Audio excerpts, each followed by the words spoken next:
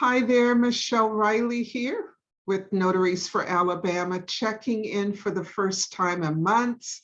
I don't have a good excuse other than it has been crazy busy, but I'm checking in with you this evening just for a few minutes. I wanted to talk about August that is just around the corner. For me and my mobile notary business, August is historically one of my busiest months. So those of you who specialize in general notary work, I hope you are getting ready for that big rush. August is usually busy for a few reasons. And by the way, let me say this. General notary work, what I mean by that, I'm not talking loan signing work. That's a different niche. Mobile notary work consists of legal documents, contracts, bills of sale, last will and testament. So a mobile notary is going to see a variety of documents. One of the reasons why August is such a busy month for mobile notaries is that it's back to school season.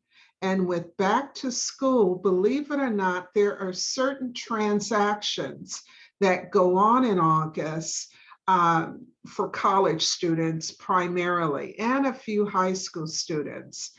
But for me, this August would be the month where I would be asked to notarize quite a few affidavits for students who are pledging in fraternities and sororities.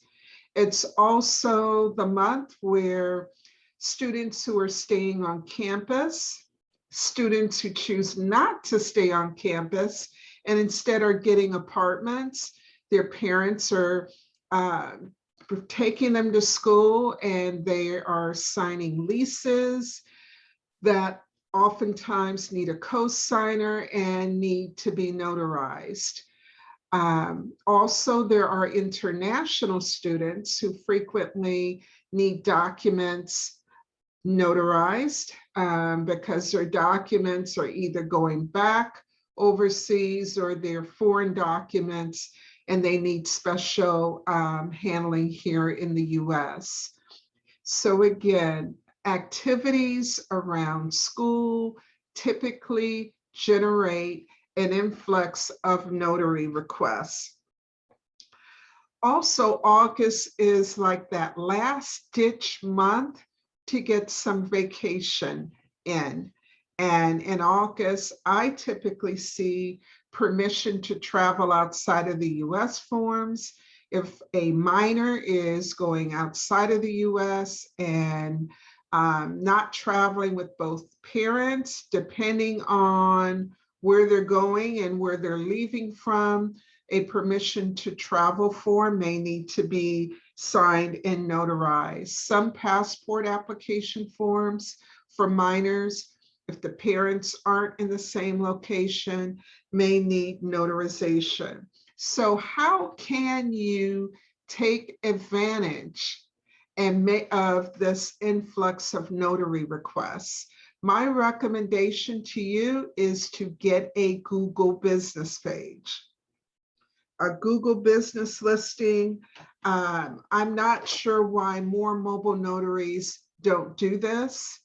One, it is free. And two, it is very effective. And three, it is easy to set up. I know you might be hoping I'm about to dive in and show you how to do it. I'm not, unfortunately. There are men and women who are better at doing that than I am. I know when I set up my Google business listing, I went on YouTube and I was able to follow several individuals who specialize in that and figure out how to get my page up, my business listing up on Google.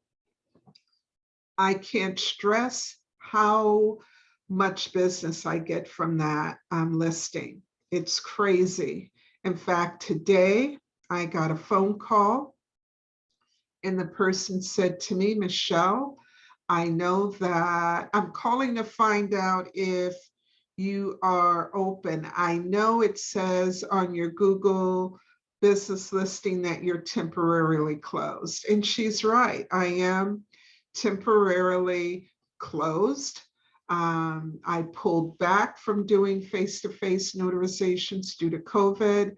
I thought by now I could open up, but I'm holding off as I watch to see what happens around me in my state. And so I updated my listing to let people know because the phone would not stop ringing. So check this out. I have a Google business listing. It says that I'm temporarily closed, but still I'm getting phone calls. That's how effective it is. And so if you are a mobile notary and you're not advertising on Google My Business, I don't know why you aren't. You are losing out on business. So again, my recommendation to you, if you're really serious about being a mobile notary, in my opinion, it's not an option. You're going to need to do that.